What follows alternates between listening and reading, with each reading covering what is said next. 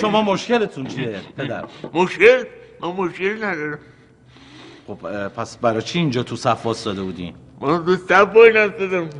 خب پس اینجا واسه چی اومدین؟ من اینجا نیستم. کجا این شما؟ بالا سر مریضم. اینقدر حالش بده ببین. آها یه مریضی آوردین که الان بالا سرشین به اون حالش بده. خیلی حالش بده. خب چش هست؟ خیلی بیقراره. مثلا چه جوری؟ خیلی من داد میزنه. چی میگه؟ خیلی به من پرخوش میکنه. به خود شما؟ آره میگه چیه؟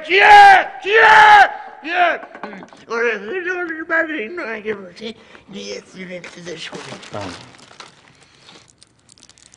من یه قرصی به شما میدم اینو بفرمایید. البته من اعتقادی به دارو ندارم ولی خب از نظر روانی بهش میدم شاید حالش خوب شه.